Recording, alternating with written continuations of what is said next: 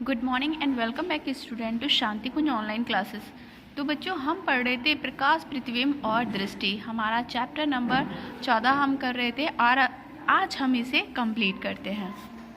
बच्चों, हम पढ़ रहे थे समतल दर्पण द्वारा बनने वाले प्रतिबिंब आभासी होते हैं और इसी के ही हम बाकी के गुण पढ़ रहे थे। तो आज का हमारा टॉपिक है जब वस्तु प्रकाश का विस्तार स्रोत हो तब।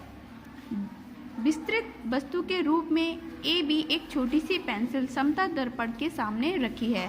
हम बिंदु ए और बी के प्रतिबिंब निर्माण पर ध्यान देंगे जो विस्तृत वस्तु ए बी के छोर हैं। यानी ये हमारा है समतल दर्पण और ये हमारी वस्तु है ए बी और इसके दो छोर दिए हुए हैं ए और बी। और अब हमें इस पेंसिल का प्रतिबिंब देखना है। एक अपसारी किरण बिंदु ए से प्रारंभ होकर दर्पण से परावर्तन के बाद बिंदु A1 पर अपसरित होती है। जैसे ये बिंदु का वस्तु का ए छोर है और ये जाके समतल दर्पण पर टकराएगी, तब ये इसका प्रतिबिंब A1 यहाँ पर बनेगा।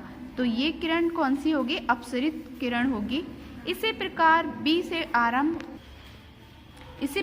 बी से आरंभ होने वाली अपसारी किरण दर्पण से परावर्तन के बाद बिंदु B1 से अपसरित होती हुई प्रतीत होती है। जैसे कि ये पेंसिल का बी छोर है और यहाँ से ये समतल दर्पण पे टकराने के बाद ये B1 पर परावर्तित हो जाती है। इस प्रकार A1 B1 विस्तृत वस्तु AB का आभासी प्रतिबिंब है। तो ये क्या बना? हमारा प्रतिबिंब इस पेंसिल का यहाँ पर रखी थी ये पेंसिल और इसका प्रतिबिंब यहाँ बना।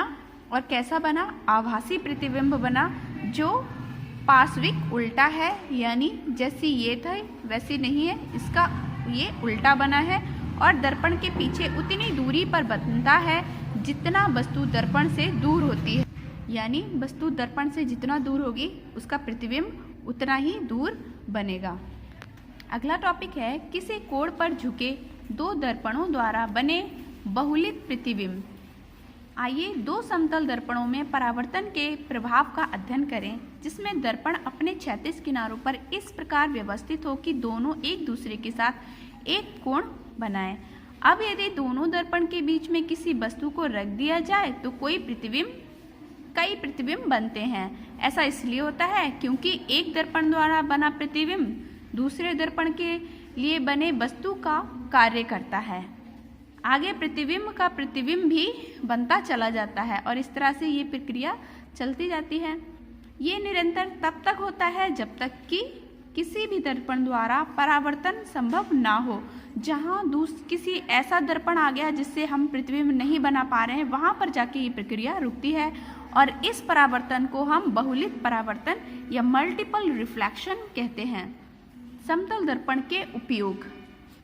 समतल दर्पण का उपयोग आईने के रूप में होता है। समतल दर्पण का प्रयोग कभी कभी दृष्टि जांचने के आवश्यक चार्ट की मानक दूरी को बनाए रखने के लिए भी होता है।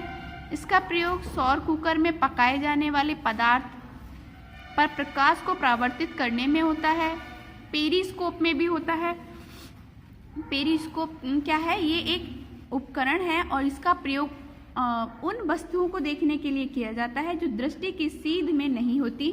जैसे पनडुब्बी से समुद्र की सतह पर स्थित जहाज को देखने के लिए हम पेरिस्कोप का प्रयोग करते हैं। ये समतल दर्पण द्वारा प्रकाश के परावर्तन के सिद्धांत पर आधारित है।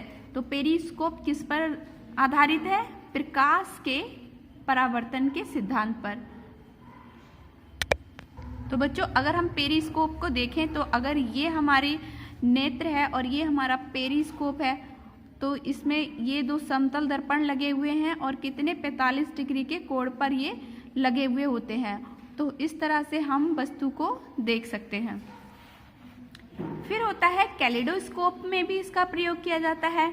कैलिडोस्कोप क्या होता है? दर्पणों द्वारा एक दूसरे के साथ एक कोण पर व्यवस्थित होने के कारण बहुलित प्रतिबिंब बनने के सिद्धांत का एक खिलौने में प्रयोग किया जाता है, जिसे हम कैलिडोस्कोप कहते हैं। इसमें क्या होता है? इसमें 3 समतल दर्पण होते हैं जो कि एक दूसरे से 60 डिग्री के कोण पे झुके रहते हैं। दर्पणों को एक बेलनाकार बक्से में व्यवस्थित किया जाए। इसके एक सिरे पर रंगीन कांच के कुछ टुकड़े होते हैं।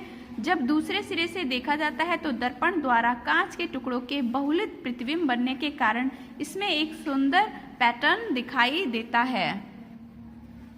फिर है विक्षेपण, जिसे डिस्पर्सन बोलते हैं। एक प्रिज्म लीजिए, प्रिज्म मतलब कुछ इस तरह सा, और इसमें सूर्य के प्रकाश को गुजरने दीजिए। इसमें गुजरने वाले प्रकाश पुंज को किसी पर्दे पर या दीवार पर प्राप्त कीजिए। आप पाएंगे प्रिज्म से गुजरने वाला प्रकाश पुंज पर्दे पर कई रंगों में बट जाता है।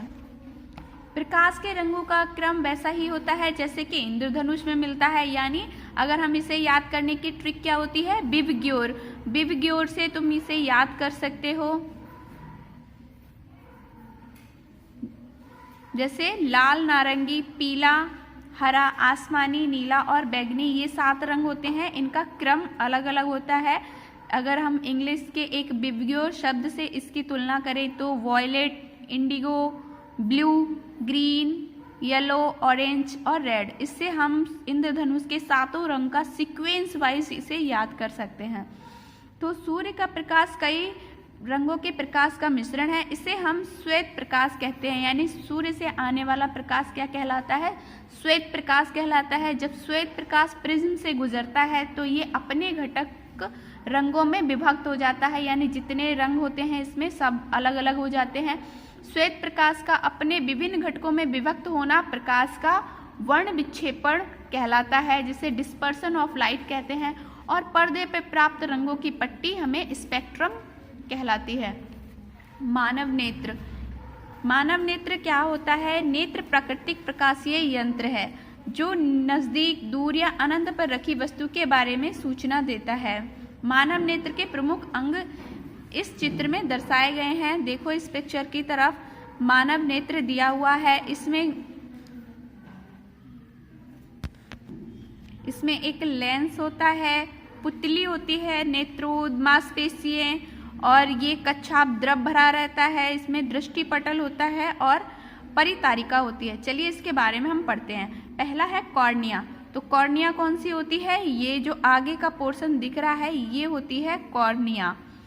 ये पारदर्शी और वृत्ताकार होता है जो सामने से पूरा दिखाई देता है। इसका वक्र पृष्ठ लेंस को प्रकाश को फोकस करने में सहायता करता है। तो प्रकाश के फोकस में सहायता कौन देता है? लेंस के साथ में कॉर्निया। फिर है परितारिका और पुतली, जिसे आइरिस और प्यूपल बोलते हैं। कॉर्निया के पीछे परितारिका और आइरिस होते हैं। तो कॉर्निया के जस्ट पीछे ही क्या होते हैं? परितारिका। ये जो पोर्शन दिख रहा है ये हमारा क्या कहलाता है? परितारिका या आइरिस होता है। ये पतला रंगीन भाग है जिसका केंद्र में एक छिद्र होता है जिसे हम पुतली या प्यूपिल कहते हैं। पुतली से होकर प्रकाश आंखों में प्रवेश करता है और आंखों में प्रवेश होने वाले प्रकाश की मात्रा परितारिका में नियंत्रित होती है। तेज प्रकाश में ये फैल जाती है और पुतली का आकार छोटा हो जाता है। और मंद प्रकाश में क्या होता है? आइरिस सिकुड़ जाती है और पुतली का आकार बढ़ जाता है, जिससे प्रकाश आंख में प्रवेश कर पाता है। आपने देखा होगा जब आपका आंखों पे बहुत तेज प्रकाश पड़ता है तब क्या होगी? आपकी जो आइरिस होती है वो सिकुड़ जाती है और प्यूपिल बढ़ जाती है। लेंस। पुतली के पीछे लेंस होता है जिसे जेली जैसे पदार्थ से बना होता है, जो कि ये एक अपसारी लेंस है जो वस्तु का प्रतिबिंब नेत्र गोलक पर स्थित नेत्र पटल यानी रेटिना पर बनता है।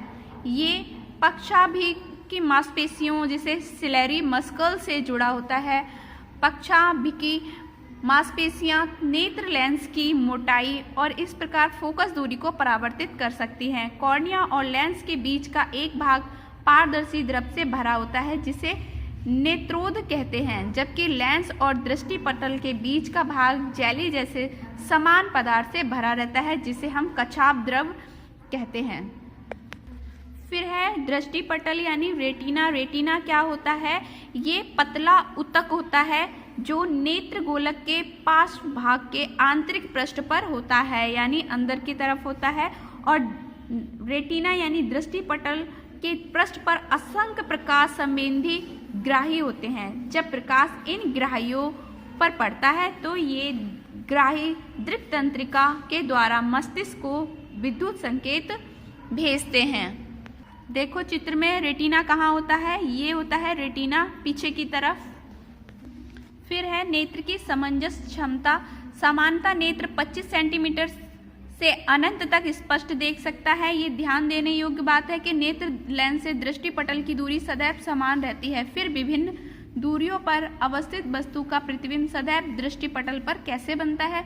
ऐसा पक्षाभिमुखी मांसपेशियों के क्रियाओं द्वारा लेंस की मोटाई इस प्रकार फोकस दूरी में परिवर्तन के कारण संभव हो पाता है। तो जो पक्षाभिमुखी मांसपेशियां हैं उनकी क्रियाओं के द्वारा ऐसा संभव होता है।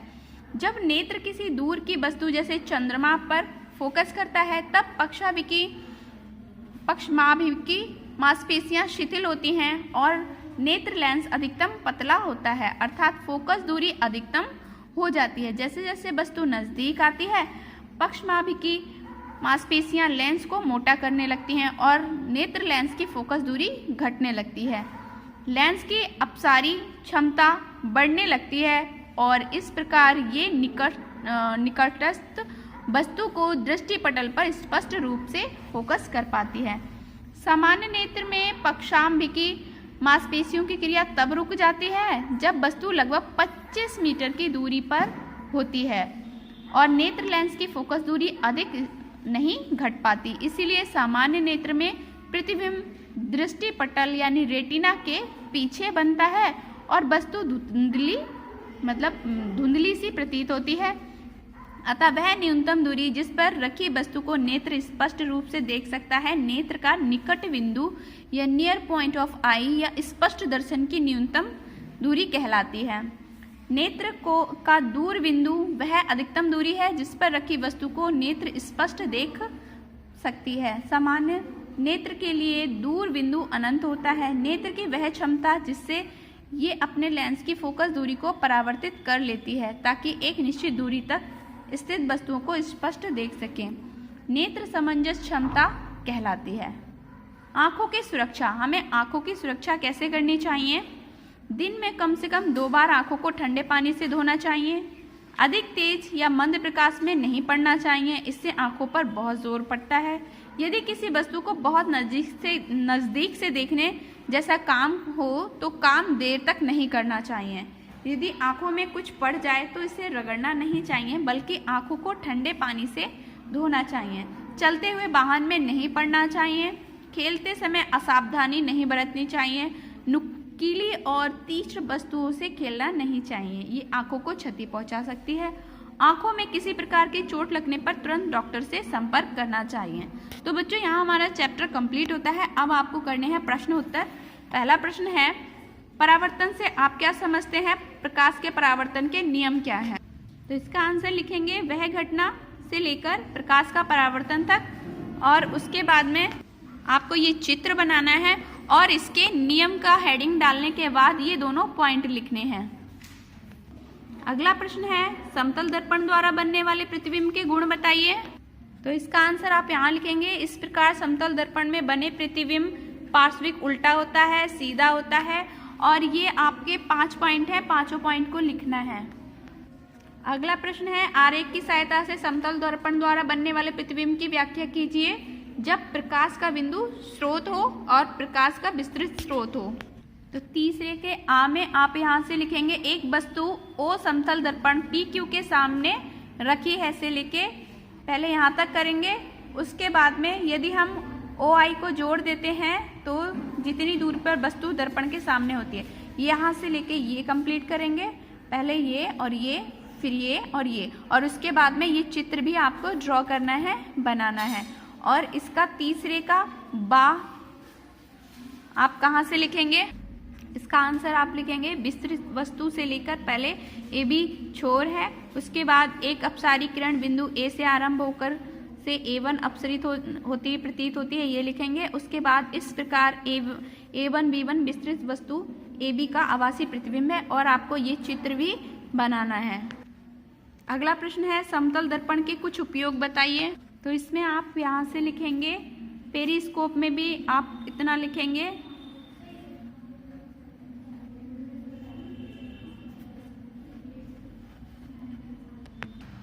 ये तीनों पॉइंट लिखेंगे। उसके बाद पेरिस्कोप में आप इतना लिखेंगे, पनडुब्बी में इसका प्रयोग होता है, और कैलिडोस्कोप में आप ये यहाँ से और यहाँ तक कंप्लीट करेंगे। फिर है प्रकाश के वर्ण विक्षेपण की व्याख्या कीजिए। क्वेश्चन नंबर 5 का आंसर आप यहाँ से लेकर यहाँ तक लिखेंगे। पर्दे पर प्राप्त रंगों की पट्टी स्पेक्ट्रम कहलाती है, और आपको इसके साथ में ये वाला चित्र भी बनाना है। अगला प्रश्न है मानव नेत्र के विभिन्न भागों का नाम बताइए और इसके कार्य की व्याख्या कीजिए। तो मानव नेत्र में आपको कॉर्निया लिखना है और ये पूरा लिखेंगे। फिर आइरिस और पुपिल लिखना है और ये यहाँ तक लिखेंगे। फिर उसके बाद में लेंस में आप यहाँ तक लिखेंगे और आपको ये चित्र भी बनाना है। और उसके बाद रेटिना लिखना है, आपको रेटिना का यहाँ से लेकर यहाँ तक करना है। दृष्टि एक पतला ऊतक है, दृष्टिपटल, और यहाँ तक। उसके बाद प्रश्न है हम अपनी आँख की देखभाल कैसे कर सकते हैं। तो इसके लिए आप ये लिखेंगे 1 पॉइंट, 2 पॉइंट, 3, 4 और 5 पॉइंट लिखेंगे।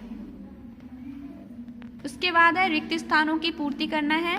पहले में लिखेंगे अपारदर्शी, दूसरे में लिखेंगे वार्निश, तीसरे में लिखेंगे अनियमित, चौथे में लिखेंगे बराबर जितनी दूरी पर वस्तु दर्पण के पीछे होती है, 5वें में लिखेंगे कैलिडोस्कोप में 3 समतल दर्पण एक दूसरे के साथ 60 डिग्री के कोण पर झुके रहते हैं। तो बच्चों अभी आप इतना होमवर्क कंप्लीट करेंगे, नेक्स्ट क्लास में इसकी बाकी की एक्सरसाइज कंप्लीट करेंगे। तब तक के लिए बाय बाय।